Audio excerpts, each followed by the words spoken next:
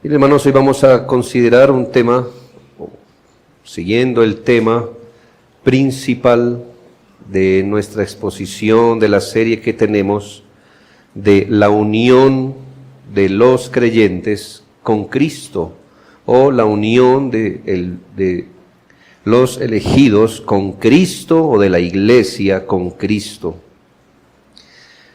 Hemos considerado hasta el momento aquellos aspectos de la unión con Cristo que la palabra de Dios nos presenta se dieron en la eternidad. Esto es, que la Biblia nos dice cómo la iglesia ha estado unida a Cristo. Y hemos visto dos asuntos: la unión que le hemos llamado la unión eterna o la unión mística de la iglesia con Cristo en la eternidad. Y hace 8 días vimos la unión federal de los elegidos con Cristo. Es decir, esa unión de los creyentes, una unión de pacto con Cristo. Ahora procuraremos acercarnos a aquel aspecto de esta unión llamada la unión transitoria, temporal o histórica de los elegidos con Cristo. Entonces, como usted se puede dar cuenta, ahora abandonamos las cosas que pasaron en la eternidad y nos vamos a involucrar en algo que pasó en la historia ya. Por eso se llama transitoria o histórica.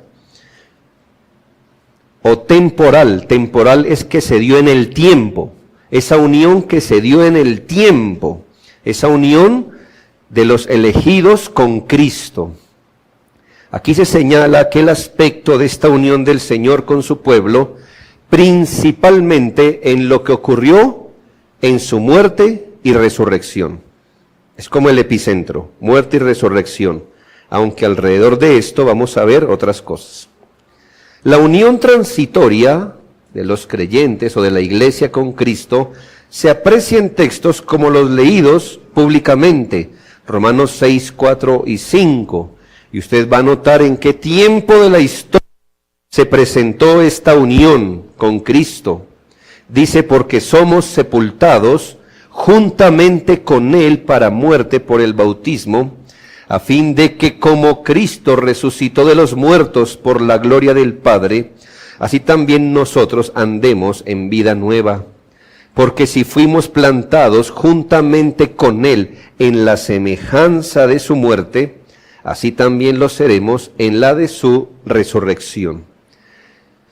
El evento histórico que aquí se describe, que es la muerte y la resurrección de Cristo, es previo a la fe. Cristo se dio en la cruz primero. Luego, mucho tiempo después, su pueblo aparece y tiene fe en esto.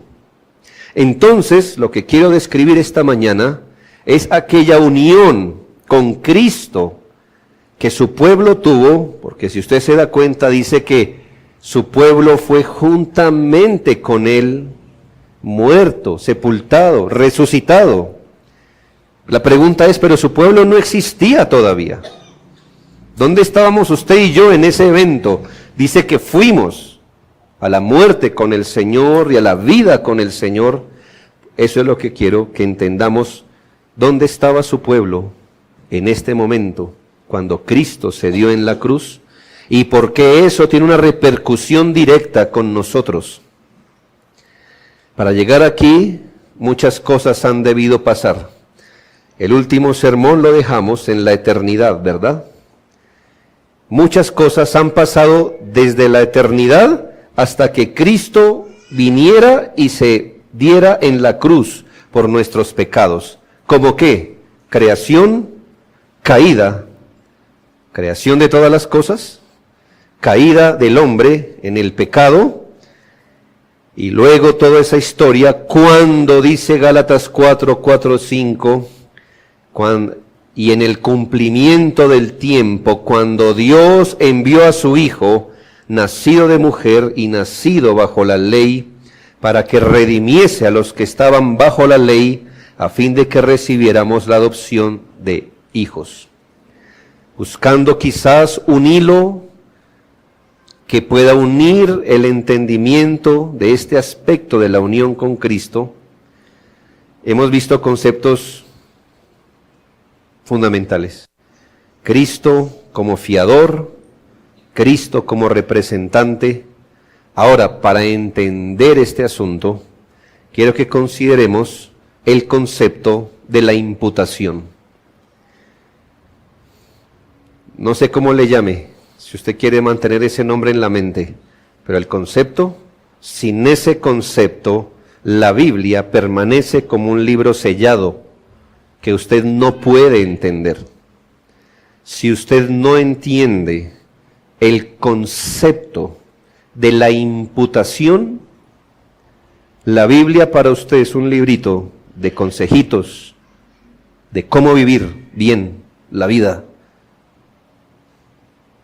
Pero ese no es el mensaje de la Biblia. El mensaje de la Escritura es el mensaje de la salvación de las almas por medio de Jesucristo. Si no se tiene claro el concepto de imputación, la Biblia no le dará ningún sentido. Podemos usar hasta fraseología bíblica, pero no vamos a hallar en sí el concepto. Así que me esforzaré esta mañana en la gracia del Señor para mostrar esto. Vamos a definir de forma sencilla y básica este concepto de imputación. Imputación, sin duda alguna, que esta palabra, como todas, tiene un contexto, un sentido, se entiende según el contexto donde se presente. La palabra imputación no se usa regularmente, sino que tiene su sentido en el contexto forense o judicial. Es decir, es una palabra que tiene sentido cuando se usa en los asuntos jurídicos o legales. Imputar significa atribuir a una persona la responsabilidad o consecuencia de un acto. ¿Qué significa imputar? Atribuir a una persona la responsabilidad o consecuencia de un acto. Imputar es poner a su cuenta o cargar en la cuenta de alguien algo que no tenía. Es poner algo en el expediente de alguien, en la hoja de vida o expediente jurídico de alguien. Yo espero, hermanos, que aquí, bueno, quizás lo haya, pero ninguno tenga una anotación judicial en su hoja de vida. Si la tiene, entonces fue porque a usted se le imputó un cargo, se le atribuyó en su hoja de vida, en su expediente, se le hizo responsable por un acto delante de la ley. Eso es imputar. Yo creo que todos hemos escuchado la frase imputación de cargos. Eso es muy común en nuestro país. ¿Qué es la imputación de cargos? Esto se refiere al acto jurídico en el que se vincula judicialmente a una persona que ha cometido un delito. Es el acto jurídico en el que se vincula a una persona que ha cometido un delito. Antes, por así decirlo, en su hoja de vida, en un expediente, delante de la ley, no estaba nada. No había ningún cargo, ninguna anotación. Luego que se le imputen los cargos, aparece sobre su historial jurídico la vinculación legal a un proceso por la comisión de un delito. Eso es imputar. No tiene nada que ver con lo que nos pasa en nuestro corazón, sino lo que pasa en un expediente judicial. En el contexto bíblico, que es el que nos interesa, yendo más allá de las palabras que la Biblia usa para describir esto, quiero que entendamos el concepto, cómo la Biblia entiende el concepto mismo de la imputación, que es básicamente lo mismo. Es la atribución o asignación de algo a la cuenta de alguien, ya sea en la Biblia que se le impute a alguien un castigo o se le impute una recompensa. Algo que no tenía usted, ahora se le atribuye a usted. Notemos un ejemplo de imputación en el sistema sacrificial del Antiguo Testamento, que todos sabemos, esto tenía que ver o tipificaba a Cristo. En Levítico 16, 20 al 22, note lo que queremos decir con imputación legal. En Levítico 16, 20, 22, en un día que se llamaba Día de la Expiación, una fiesta judía, donde una vez al año se hacía un rito para el perdón de todos los pecados de todo el pueblo. Bueno, aquí nos dice que el sumo sacerdote hará traer el macho cabrío vivo. Y pondrá Aarón, que era el sumo sacerdote, sus dos manos, sobre la cabeza del macho cabrío vivo. ¿Ya entiende lo que está pasando? Este hombre pone las manos sobre la cabeza de un animal. Dice, y confesará sobre él todas las iniquidades de los hijos de Israel. O sea que algo así como, por cuanto somos pecadores, somos mentirosos, somos inmorales, somos idólatras, somos desobedientes. Él estaba haciendo una confesión de los pecados del pueblo con sus manos. Confesará sobre él todas las iniquidades de los hijos de Israel, todas sus rebeliones y todos sus pecados, poniéndolos así sobre la cabeza del macho cabrío. Lo enviará al desierto por mano de un hombre destinado para ello, y aquel macho cabrío llevará sobre sí todas las iniquidades de ellos a tierra inhabitada, y dejará ir el macho cabrío por el desierto. ¿Ahora entiende qué es imputar? En la hoja de vida del macho cabrío que había, nada. Ahora, ¿qué hizo el sumo sacerdote? Le imputó los pecados del pueblo a él. Mire que no tiene nada que ver con lo que le pasa al macho cabrío, siguió siendo el mismo, pero ahora sobre él recaía, ¿qué? Toda la culpa del pecado de un pueblo. Y entonces, ¿qué hacíamos con ese animal que tenía en sí la imputación de todos esos cargos?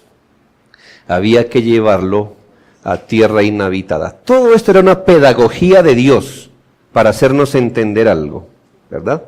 Entonces, ¿qué tocaba hacer con el pecado?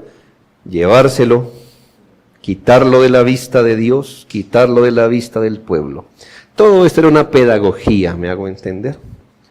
Pero ya entiende cómo se maneja la imputación de cargos o la imputación a alguien. Ahora se le atribuye, se le adjudica a otra persona algo que no tenía. Ahora, el macho cabrío llevaría el pecado porque se le cargó, se le transfirió o se le puso a su cuenta. Ahora bien, en el Nuevo Testamento, ya en palabras claras, en Romanos 4, 6, se nos dice, y aquí voy a leer una traducción que se ajusta más, pero usted también, la suya también está bien. Bienaventurado el hombre a quien Dios imputa la justicia independientemente de sus obras. Bienaventurado el hombre. ¿Cómo dice Reina Valera? Dice Reina Valera, bienaventurado el hombre a quien Dios atribuye justicia sin obras. Un momento. Se supone que por obrar bien hallamos justicia o somos tenidos como justos. ¿Usted obra bien? y el resultado de obrar bien es ser tenido como un justo. Pero aquí dice, bienaventurado el hombre a quien Dios le atribuye justicia sin haber obrado. Complicado, ¿no? O sea, que este hombre no obró, no hizo nada para ser considerado un justo. ¿Y Dios qué hizo? Le atribuyó justicia. No que la haya hecho. Recuerde que el macho cabrío no pecó, pero se le atribuyó el pecado y por eso fue sacado a tierra inhabitada. En este caso, la persona no obró para su justicia. No obró. Pero el Señor le atribuyó ¿qué? Justicia. Por eso dice, bienaventurado el hombre a quien Dios le atribuye, o según la Biblia de Jerusalén, a quien Dios le imputa justicia sin haber obrado. Es una enorme bendición, dice la Biblia, que Dios le impute o le asigne a una persona justicia penal sin haber obrado para ganarla o merecerla. En Romanos 4:22 nos dice de Abraham, Romanos 4:22, por lo cual también su fe le fue contada por justicia. Abraham creyó a Dios. Dios le hizo unas promesas. Abraham creyó. Y el Señor ahora le atribuyó justicia como si hubiera hecho cosas para ganar justicia. Abraham le fue contada como justicia penal el haber creído en el Señor y sus promesas. Finalmente Romanos 5:19 afirma esto. Le estoy haciendo entender o definiendo bíblicamente la imputación. En Romanos 5:19 dice, porque así como por la desobediencia de un hombre, aquí está hablando de Adán, los muchos fueron constituidos pecadores, así también, bueno, ahí está hablando de la humanidad, así también por la obediencia de uno, aquí está hablando de Jesús, los muchos, su pueblo, serán constituidos justos. Entonces aquí ser constituido, en este texto, ser constituido es ser tomado como pecador o como justo. Y esto es así. Uno desobedeció, Adán, y la consecuencia de su desobediencia se le atribuyó a otros.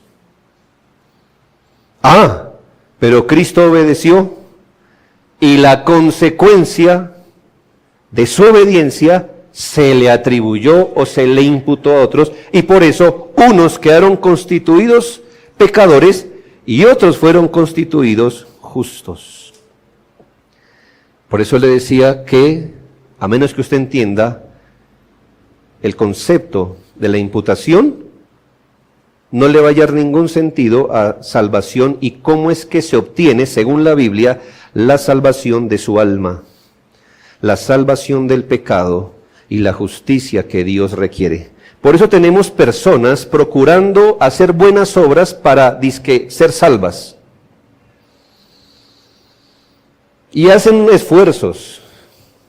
La Biblia primero nos dice que ningún hombre puede hacer ninguna obra buena como Dios le exige. Y que por las obras nadie será salvo. La única manera de que un individuo es salvo es si la justicia ganada por Cristo se le imputa a su cuenta. Porque si Dios revisa nuestras obras de obediencia, siempre las va a hallar por debajo de lo que son. O es por imputación, salvación, o no es de ninguna manera. Dice, pero a mí no me han contado esa historia. Bien, ese es el evangelio de las sagradas escrituras. Lo demás son invenciones humanas que nos hacen sentir cómodos con nosotros mismos y con las personas que nosotros somos, solo porque sacamos la basura o le damos regalo a la madre el día de la madre. ¿Pensamos que merecemos el cielo? ¿En serio?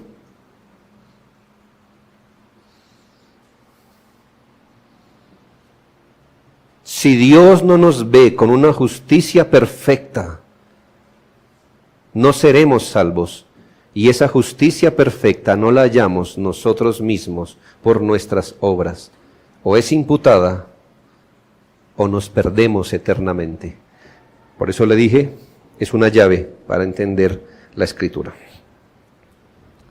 En la teología se han reconocido 3 actos de imputación diferentes. Se relacionan unos a otros y nos ayudará a reconocer la unión transitoria con Cristo. Primero, 3 actos de imputación, ¿verdad? Yo tengo en mente explicarle qué es la unión transitoria de los elegidos con Cristo, pero tengo que hacer esto. Primero, la imputación del pecado de Adán a su posteridad. Esta es la historia, hermanos y amigos, y así es como la Biblia enseña que se dieron las cosas. Que el pecado de Adán, sobre todo su culpa es la consecuencia, ¿verdad? Culpa, es culpable. La imputación del pecado de Adán a su posteridad. Esto se ha conocido, hermanos, como el pecado original. Pero el pecado original es entendido como un asunto de imputación. Luego le recuerdo de aquel decreto eterno. Dios creó todas las cosas y al final creó el hombre a su imagen y semejanza. Allí en el Edén, según la Escritura, Dios sometió al hombre a un pacto en el que alcanzaría gloria e inmortalidad eternas si permanecía en obediencia bajo una prueba temporal que le impuso. Una prueba temporal. De todos los árboles pueden comer, pero de este único árbol, había miles de ellos, pero de este único árbol, del único, que es el árbol del conocimiento del bien y del mal, no pueden comer, porque el día que coman de él van a morir con toda seguridad. Adán, para el relato bíblico, no solo fue el primer hombre, Adán fue el primer hombre, por supuesto. Y como primer hombre de toda la raza humana estaba contenida en él. ¿Sí le da sentido?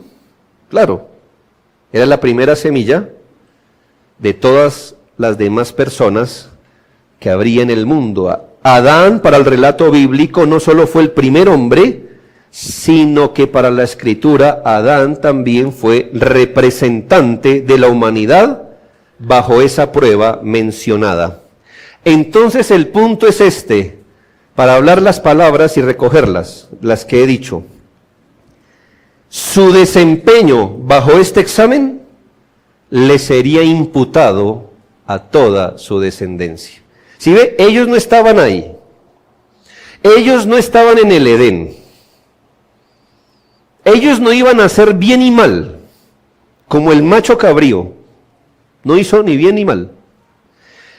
Pero lo que Adán hiciera en el Edén, como representante de la humanidad y primer ser humano, el desempeño de su examen, como le fuera a Adán en el Edén, le iba a ser imputado, atribuido, adjudicado legalmente a toda la posteridad. Solo quiero aquí abrir un pequeño paréntesis. No tenemos ningún conflicto en pensar que Dios hizo un plan eterno de salvación y que también el hombre pecó. Porque en nuestro entendimiento, aunque Dios no es autor del pecado, ni lo recomienda, ni manda a nadie a pecar, todavía al Señor lo permitió conforme a su sabio y santo consejo, habiéndolo ordenado con el propósito de que fuera para su propia gloria. Solo quiero decir esto para que ninguno piense que la caída del hombre en el Edén fue uno de esos asuntos que el hombre hace a espaldas de Dios y que Dios se frustró, dijo, esto no estaba en el plan. Bueno, no es de su agrado, pero todo estaba de acuerdo a un plan eterno.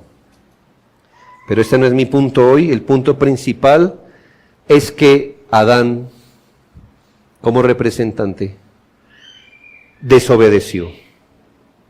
Entonces, él tuvo una consecuencia, él como ser humano. La otra consecuencia la tuvo él como representante. Y ahí nos vincula a todos, a toda la humanidad.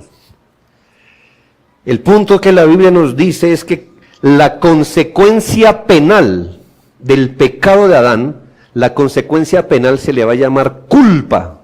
Pero bueno, la consecuencia penal del pecado de Adán le fue imputada a todos los seres humanos. A los que vendrían después de él, porque él era el primer hombre. Todo lo que viniera de él, todo lo que viniera de él. O sea, toda la humanidad le habría de ser imputada esta culpa. Eso enseña la Biblia, claro, Romanos 5, 12 y 18. Enseña que como el pecado entró en el mundo por un hombre, y por este pecado la muerte, así la muerte pasó a todos los hombres, por cuanto todos pecaron. Versículo 18, así que como por la transgresión de uno, vino la condenación a todos los hombres. La humanidad no existía en el momento que Adán estaba solo en el Edén, sin embargo estaba en él, unida a él, no solo porque de él saldría toda la humanidad, sino por pacto, el pacto de obras que Dios estableció con él, de manera que su suerte, buena o mala, sería la de su descendencia. O sea que alguno puede especular, o sea que si Adán hubiera pasado la prueba, pues usted y yo, sin haber estado ahí, se nos hubiera imputado la obediencia de Adán. ¿Qué hubiera tenido Adán si hubiera pasado el examen? Gloria e inmortalidad perpetua. Entonces, ¿qué se nos hubiera imputado? Gloria e inmortalidad perpetua. Ah, pero Adán desobedeció. Entonces, ¿qué nos vino? La condenación y la muerte. Por imputación. El pecado de Adán, no podemos decir que fue personalmente el pecado de sus descendientes, porque ninguno de nosotros puede ser inculpado de comer del fruto. Así que el pecado de Adán no fue personalmente el pecado nuestro. Más bien la imputación quiere decir que la culpa del pecado fue puesta en nuestra cuenta, porque él era el representante, de modo que con Adán compartimos la misma culpa del pecado. Además, por este mismo motivo, la humanidad no solo comparte la culpa, sino el castigo penal de ser culpable. ¿Recuerda lo que se le prometió a Adán si desobedecía? El día que de él comiera, ¿verdad? Esa sería la transgresión, comer, ciertamente morirá. Esa es la consecuencia.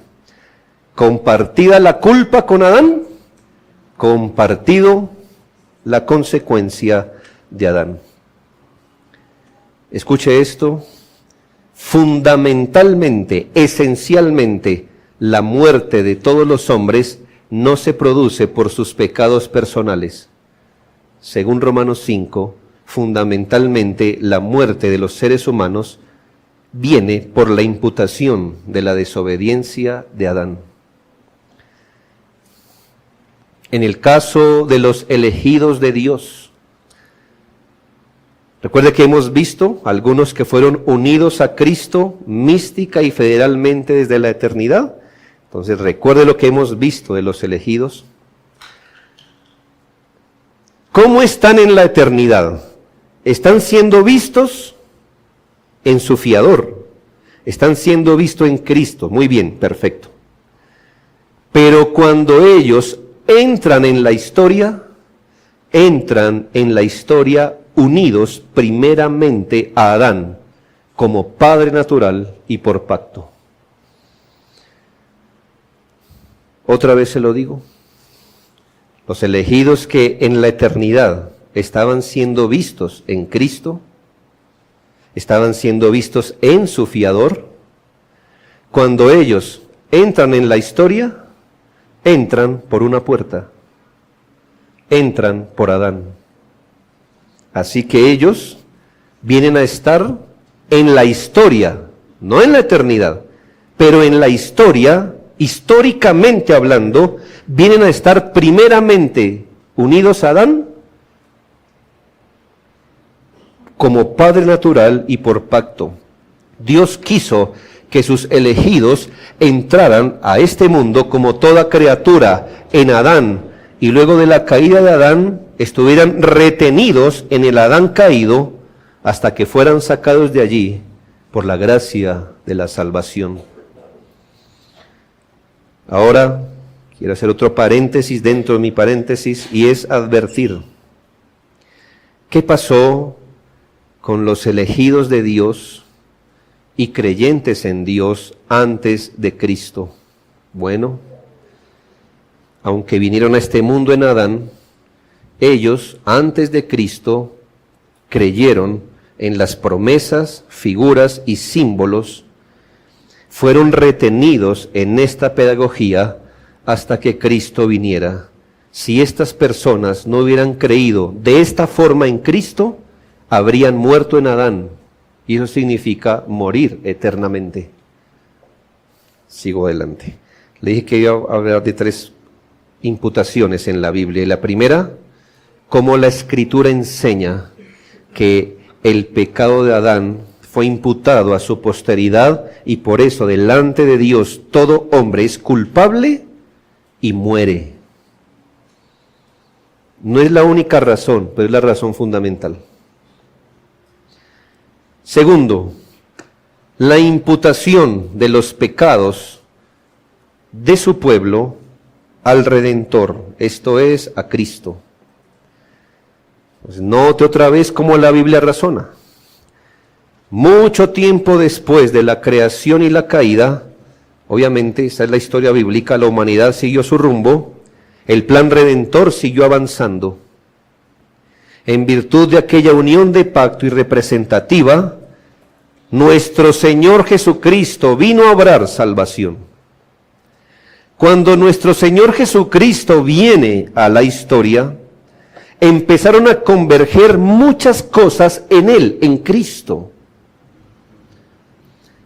Por ejemplo, la divinidad se unió a la humanidad.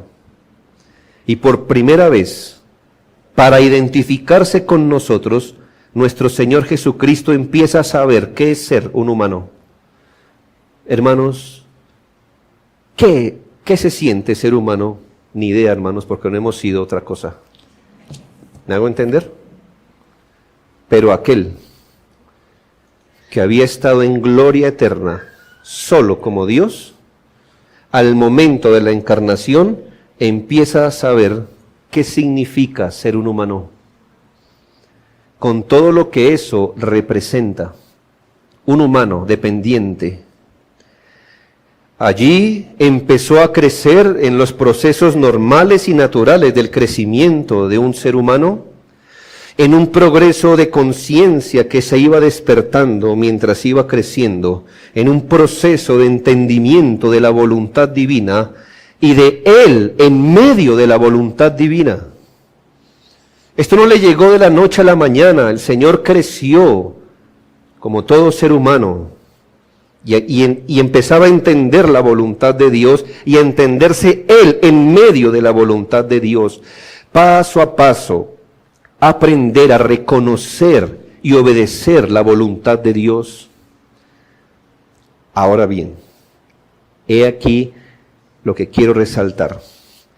Cada acto de Jesucristo siendo registrado minuciosamente, y con esto me quiero hacer entender, no busque esa palabra en la Biblia, pero con esto me quiero hacer entender. Cada acto de Jesucristo desde su encarnación y en su desarrollo como hombre, cada acto estaba siendo registrado en aquel registro de sus méritos y virtudes. Por así decirlo, cada cosa vivida por Jesucristo, siendo registrada por Dios mismo. Más específicamente, cuando fue ordenado a su ministerio con su bautismo, la pluma divina se afina para escribir con tinta de oro toda su obediencia en aquel registro. ¿Y por qué hablo del registro de sus méritos y virtudes? Porque él no tuvo un registro de sus pecados. No tenía ese registro. Lo único que se le podía apuntar era su obediencia perfecta. Todo aquello que el Señor estaba obedeciendo, lo obedecía en dos dimensiones. Primero, el Señor obedeció en todo a Dios para ser un mediador competente.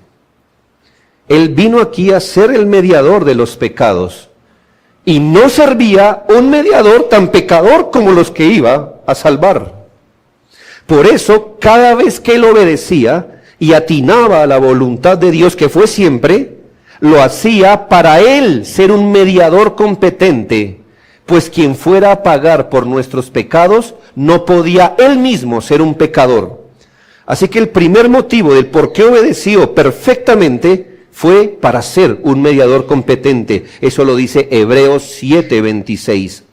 Porque tal sumo sacerdote nos convenía. Sumo sacerdote es mediador, el sacerdote el que media. Solo hay un sumo sacerdote, Jesucristo. Tal sumo sacerdote nos convenía. ¿Cómo? Santo, inocente, sin mancha, apartado de los pecadores y hecho más sublime que los cielos. Si nuestro mediador hubiera sido un pecador, ¿qué esperanza tendríamos de salvación? Le hubiéramos dicho, médico, cúrate a ti mismo. Pero él era perfecto. Así que cuando él obedecía, estaba obedeciendo para hacer esto. Un mediador santo, inocente, sin mancha. Pero segundo, cada vez que él estaba obedeciendo en representación. ¿En representación de quién? De su pueblo. ¿Recuerda Adán? Él estaba obedeciendo en representación. Bueno, y perdió.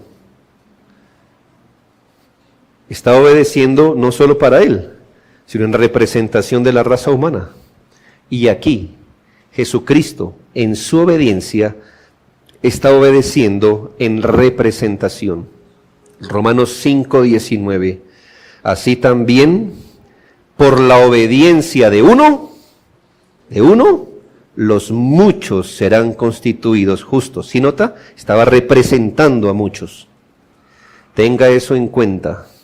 Ese libro de registros, por darle un nombre, el libro del mérito, no solo lo certificaba y afirmaba como mediador apto y eficaz delante de Dios, también registraba todo un prontuario de obediencias y méritos que serían consideradas luego en la cruz.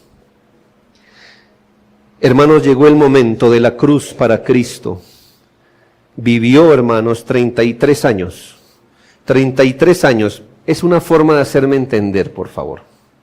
Por 33 años, la pluma de Dios, registrando cada cosa que el Señor hacía. Jesús, ve y recoge las sandalias. Sí, señora, mamá. Jesús, ¿por qué no vas al pozo y traes un balde de agua? Sí, señor, papá. ¿Dónde está Jesús? Está orando. Ah, mire esos niños envidiosos tirándole piedras y diciéndole santurrón. ¿Qué está haciendo? María se asoma. Bueno, eso no está en la Biblia, no lo busque. ¿Pero me hago entender? Se volteó, se vino para la casa y entregó eso en la voluntad de Dios. La pluma divina escribiendo por 33 años, sobre todo con más intención después de que él fue bautizado, cuando enfrentó el pecado, cuando enfrentó sus enemigos. Dios tomaba nota. En el lado de los méritos, lleno. En el lado del pecado,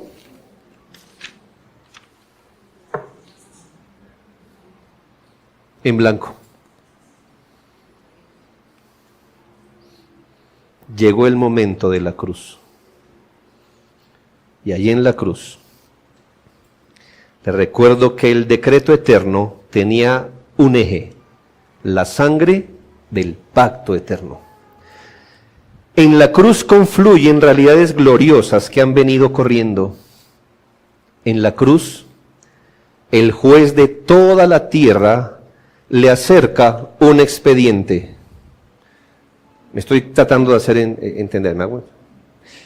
En la cruz, cuando el Señor se acerca a la cruz, y entienda la cruz como todo lo que, no solo la muerte en la cruz, sino todo lo que rodeó la muerte en la cruz, el Señor le acerca un libro que ha registrado minuciosamente la vida de cada uno de los que compone el pueblo de Dios, de todos nosotros. ¿Cómo será de gordo ese libro? En la parte de los pecados, lleno. En la parte de los méritos, nada. Porque la Biblia dice, no hay justo, ni aun uno.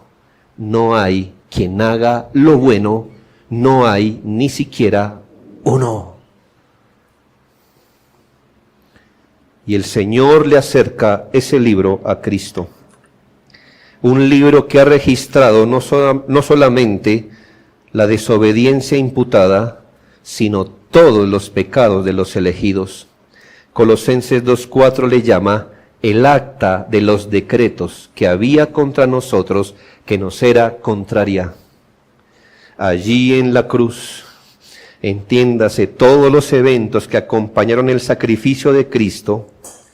Allí en la cruz le es imputado a Cristo todo el pecado y todos los pecados actuales de los elegidos.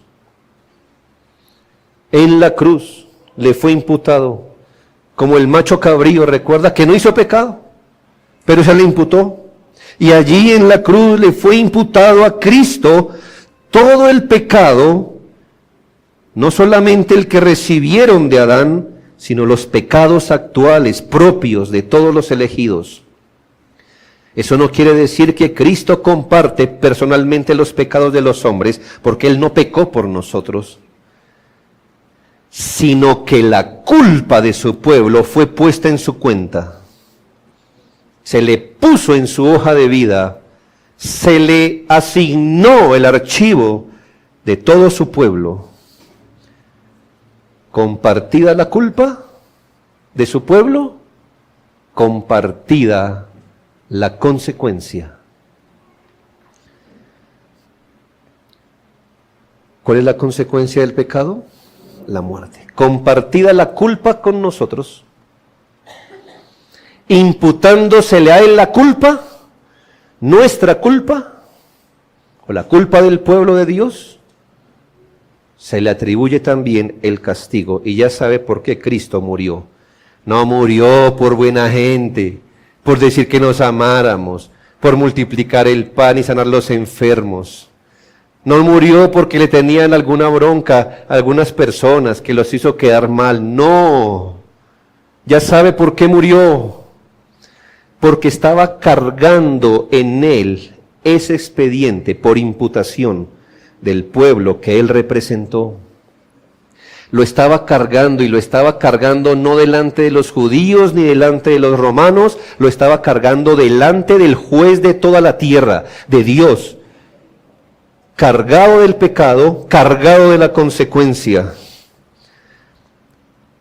La palabra de Dios es clara al decir que a Cristo le fueron imputados los pecados de su pueblo. Isaías 53, 6 y 11.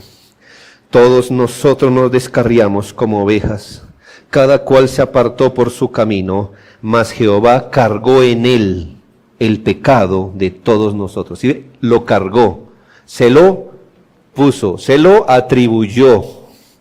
Versículo 11, verá el fruto de la aflicción de su alma y quedará satisfecho por su conocimiento.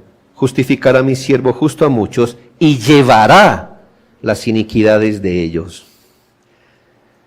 Por la vía de la imputación, a Cristo se le atribuyó la pena cuando Cristo moría en la cruz como pago por el pecado que llevaba. Y atienda esto, cuando Cristo moría en la cruz como pecado por el pecado que llevaba, los elegidos estaban en él. ¿Recuerda dónde estaba la humanidad cuando Adán pecó? En él. ¿Dónde más estaban? En él. Cuando Cristo estaba muriendo en la cruz, llevaba a sus elegidos en él. Los llevaba en su mente, los llevaba en su corazón, los llevaba en su pacto, los llevaba en su representación, los llevaba en su amor, tan realmente como si cada uno de los elegidos estuviera en él.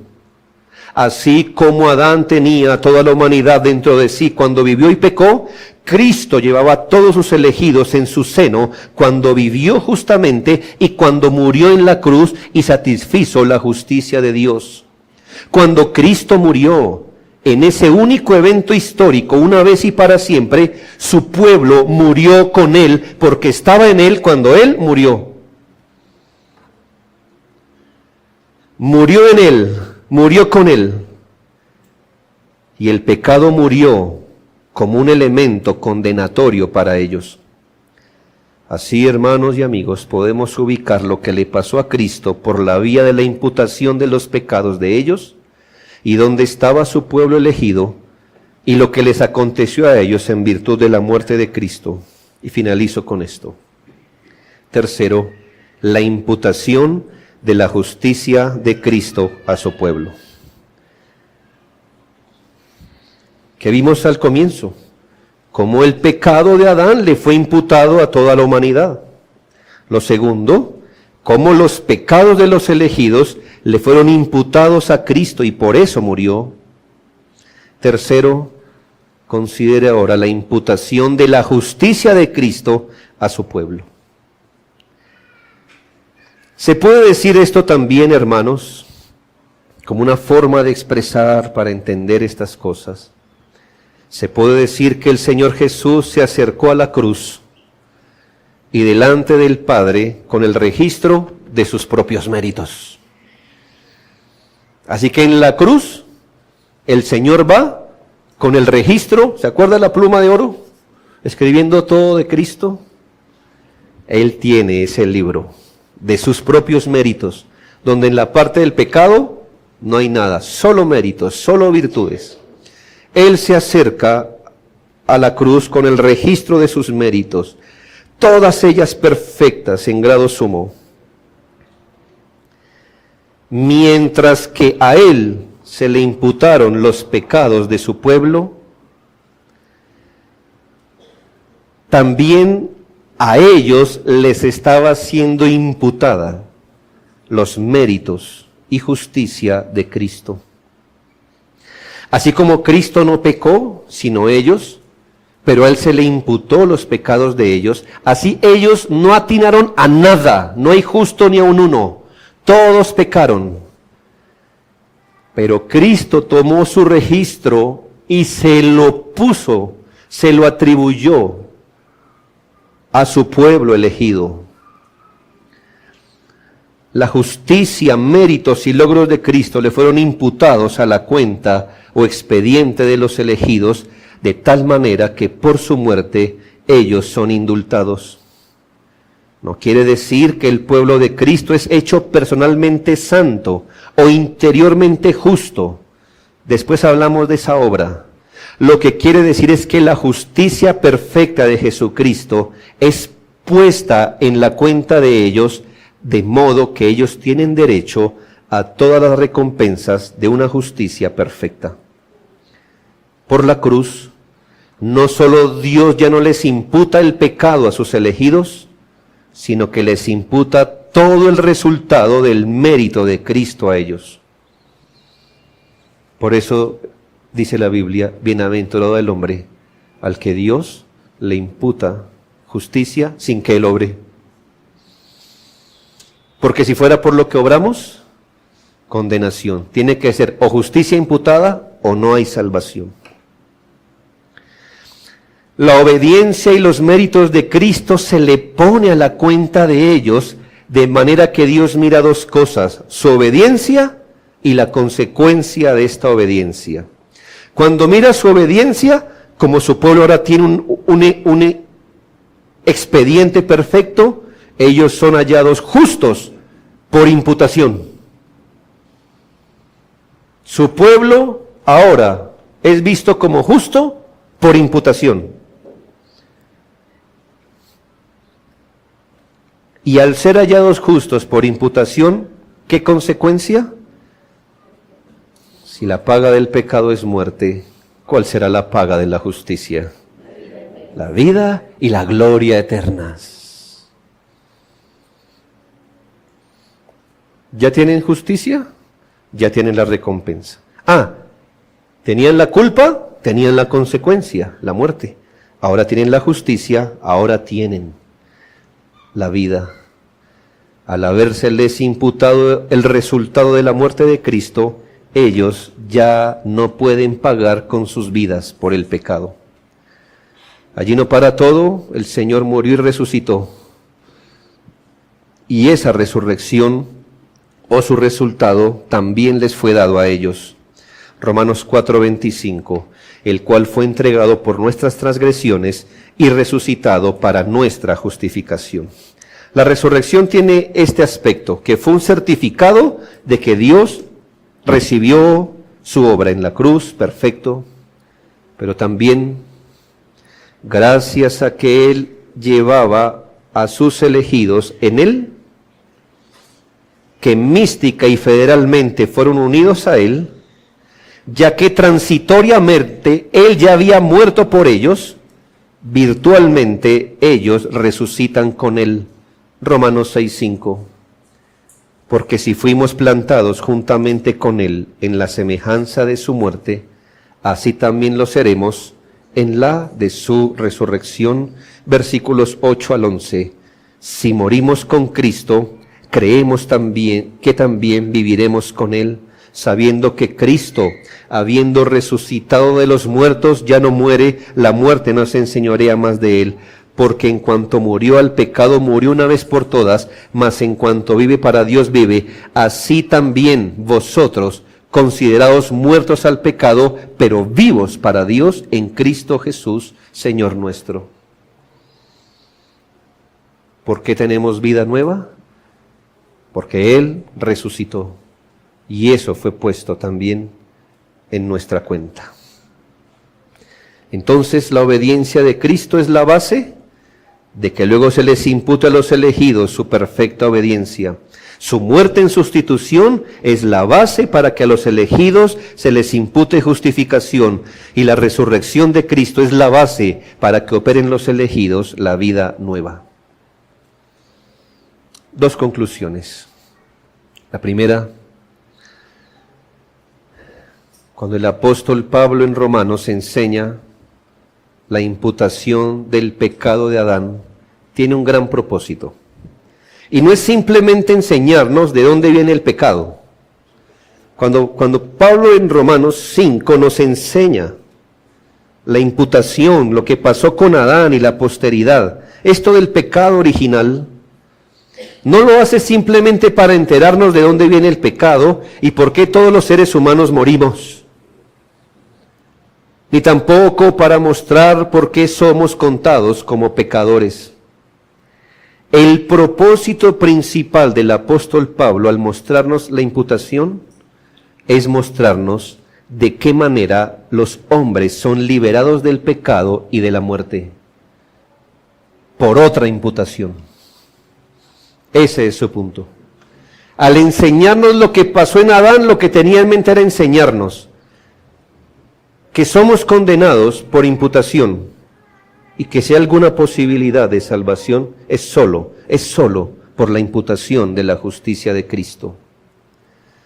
La Biblia no solo quiere resaltar por qué estamos y somos así, más bien quiere mostrarnos cómo podemos ser justificados delante de Dios. Y la Biblia nos lo muestra. La única manera en que un hombre es justificado por Dios es si en su cuenta, si en su historial, se le ha imputado la justicia de Cristo.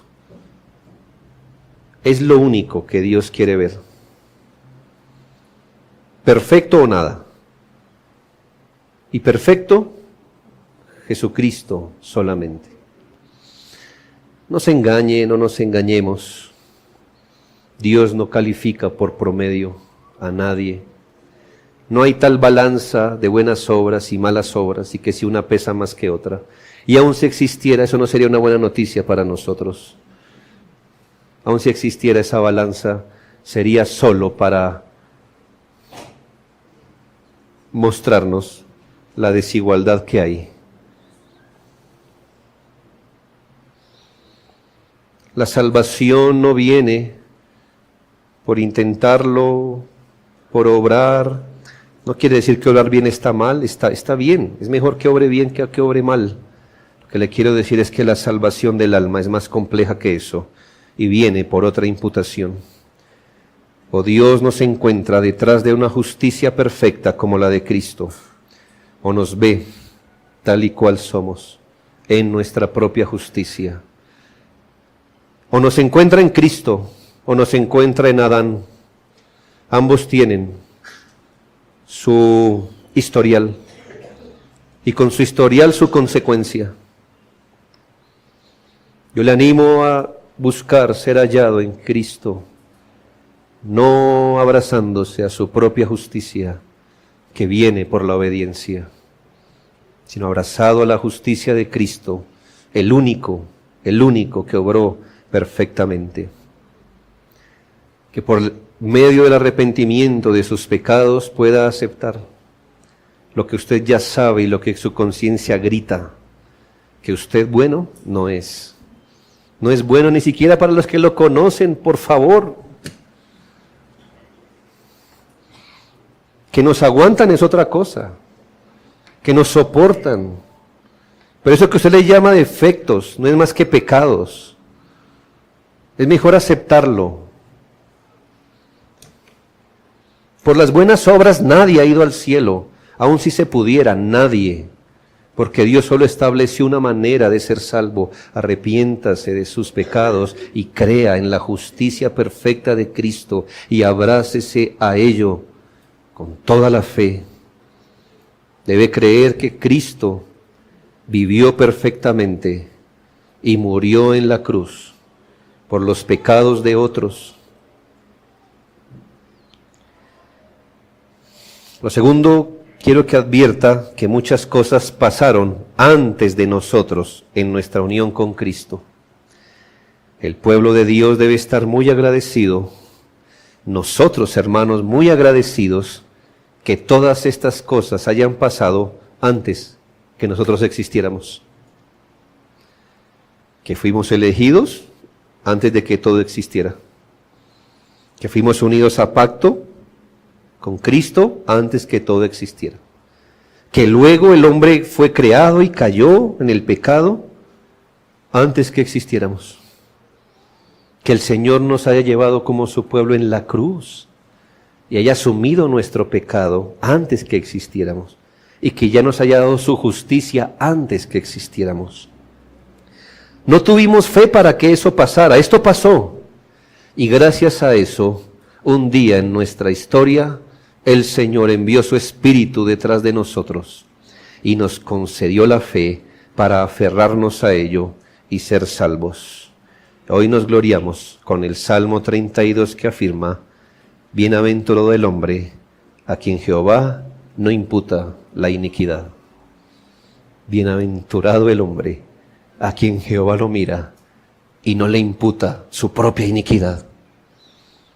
sino que le imputa la justicia de Cristo. Bendigamos a Dios esta mañana y que Dios bendiga su palabra en nuestros corazones.